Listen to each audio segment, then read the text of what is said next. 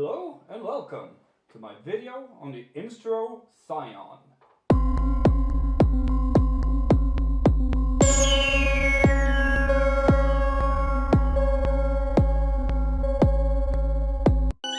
Now why the Instro Scion? Well, apart from being one of my all-time favorite modules, I have noticed that a lot of the videos out there online tend to depict Scion in a very different light than I think it deserves. Not only being a Scion redemption video, I also wanted this video to act as a buyer's guide for people interested in purchasing the module. Now that's not to say that there isn't any good Scion videos out there on the internet, because there totally are, but a lot of the musical context that you'll find by just searching for it tends to lean towards the more abstract, while I think a lot of the people that are interested in buying the Scion want it for its more ambient purposes. And that is one of the things that the Scion is very good at. It's very good at creating very generative patches, as long as you learn how to patch it correctly. Now the sound source I use in this video is going to be my semi-modular synthesizers. I chose the semi-modulars because they tend to be a gateway drug and a stepping stone for a lot of people who are looking to enter the modular world. The Scion is a 4-channel sample and hold, but what differentiates it from a regular sample and hold, which uses a clock pulse to sample white noise, it uses biofeedback technology to sample plants.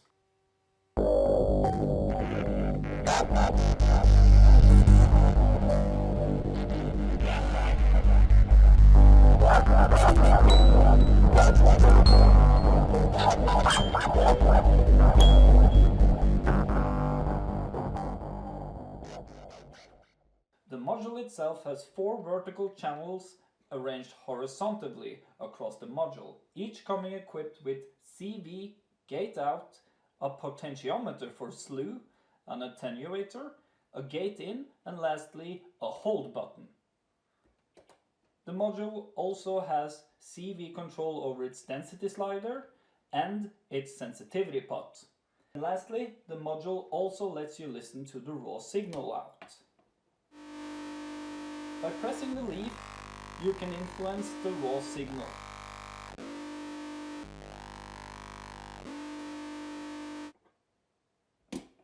The Scion itself actually has 4 different modes. By pressing all 4 hold buttons at the same time, you enter mode select. The first being quantized mode, the second being random mode, the third being overtone mode. Harmonic overtone mode is quite interesting. By patching a volt per octave source into the density input, now turns the Scion into a voltage follower. Now, the CV output will spit out a harmonically related value according to the incoming voltage. The last mode is a toggle mode, and this mode is intended to make Scion function like a more traditional sample and hold. Now, the gate input forces a new value when it gets a new gate or a trigger. One of the first things that new users to Scion tend to do is to take every single gate out and put it into a gate input, and then taking the CV source into an oscillator. This is a bad move.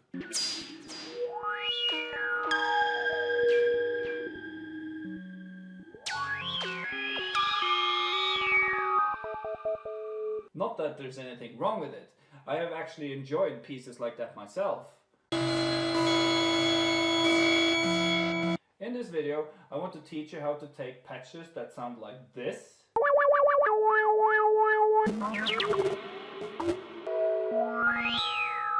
and turn it into something more akin to this.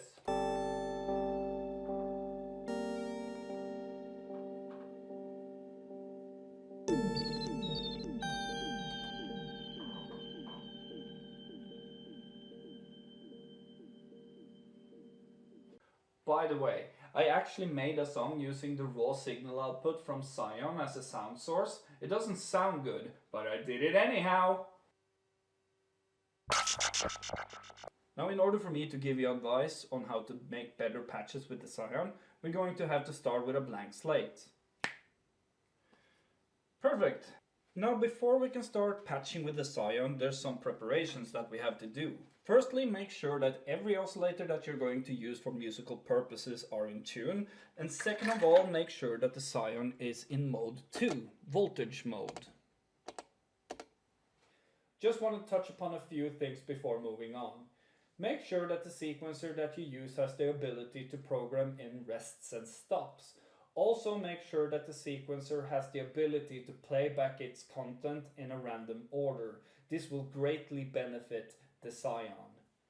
Now the last thing that we need to do before we can start patching with the Scion is to select the notes that the Scion is able to choose from. In my example, I have chosen the key of G in a Dorian mode in 2 octaves, leaving the last bar that I intend to use for this sequence blank. In this example, I'm using a G scale in a Dorian mode, but that doesn't mean that you need to use the same scale and mode. You can use a C Aeolian, a Locrian, a Lydian, it doesn't really matter. The only thing that matters is that you make sure that all the sequencers are tuned to that same base mode and scale for this trick to work with the Scion. The next part is making sure that the accompanying synth voices plays in tune with the main sequence. There we go. That's one. Now the last sequence. Make sure that we got everything set up. There we go. Now that we're actually ready to start patching with the Scion, we're going to take a gate output from channel 1 and put it into the tempo of the Mother 32. From there, we're going to take the gate output from the Mother 32 and put it into the clock source on the subharmonicon. From there, we're going to take clocks from sequencer 1 and put it into the advanced output on the DFAM. And then, lastly, take the sequencer 2 clock and put it into the trigger of the DFAM. Essentially what we've done here is we've taken one gate source and cascaded it through the system, dividing it down when it passes through each synthesizer. What you get by doing this is a lead synthesizer playing randomly but triggering the other synthesizers on time. This creates a much more musical experience with some of the synthesizers just chiming in to aid the leading synth. Now before moving any further, we need to understand how a gate signal works. A gate signal is either off or it's on, with a special property of being on for a set amount of time before it turns right back off again. Knowing this, we need to use tools to attenuate the signal down so we can use it for more musical purposes. In this patch, I'm going to take the gate output and put it into a VCA. From there, I'm going to take that same VCA source and put it into the pulse width modulation. And then use an attenuated signal from the Scion to modulate so that the signal only sometimes glides in. Let's listen to it.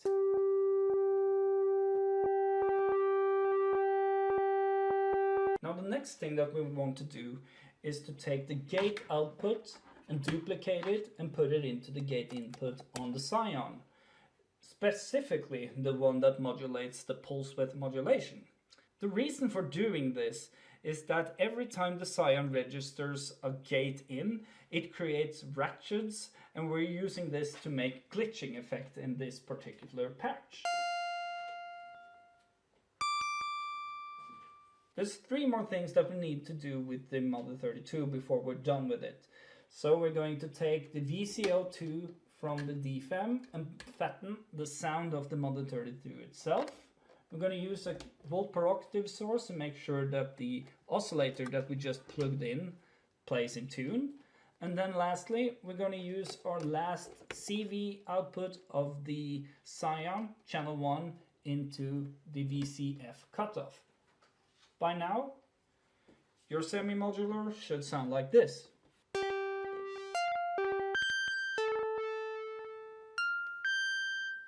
Next part is just pressing play on the subharmonicon so that it plays in tune. When it comes to a CV route on this one, it's quite simple. I'm just using the last channel on the Scion straight into the filter cutoff just for some movement. But I've set up this subharmonicon to basically just play chords. And I'm using effects to deepen how that sound in itself. The last thing we need to do is decide what role the DFAM is going to play in this patch. In my patch, I've decided that the DFAM is going to help the other synths by doing filter sweeps and make fun percussive effects. So we're going to start off by putting the VCOEG into the VCA. And this is the most classic thing you can do with the DFAM. Second from that, we're going to take the gate output and put it into the VCF mode, because that has already an attenuator. So by putting the trigger,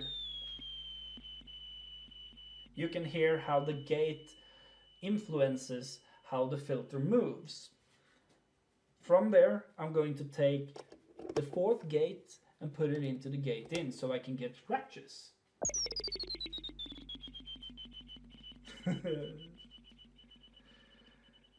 Yeah, that one is a fun one. And lastly, we're going to use the last CV out to influence how the VCO decay operates.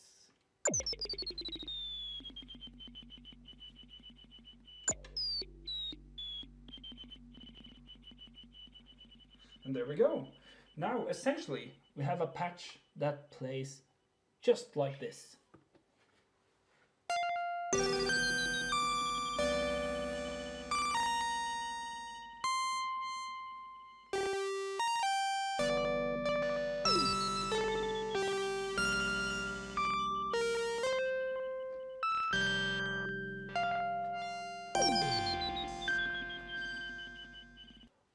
Another really fun thing about this patch is that the gate button on channel 1 on the Scion now functions as a play and stop button.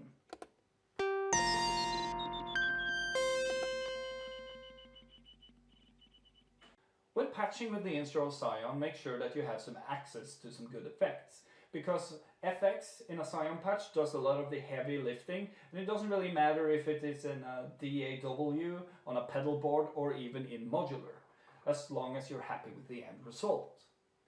Now we're nearing the end of the video, but before we listen to the last piece of music, I just want to leave you with some parting words. Now I know working with the Instro Scion can be very challenging, and this is due to the plant itself changing its activity level during the day. I have started multiple patches with a very overactive plant, and when I reach the end of the patching process, it has become completely silent. In between creating the music and the patches for this video, I've spent a lot of time just waiting for the Scion to be in the perfect state, from hours up to a full day before I can even start filming, and this is something that you have to learn to work around. Lastly, I just want to say thank you for watching this video. I sincerely hope that you find the tips and tricks shown useful, or that the video itself has tipped you ever so slightly closer to a Scion purchase of your own. Down in the description below this video you will find links containing Instro's own Scion content, but you will also be finding a link to my Bandcamp, where there will be a new release based on the patching techniques that I've learned using the Scion so extensively over the last month.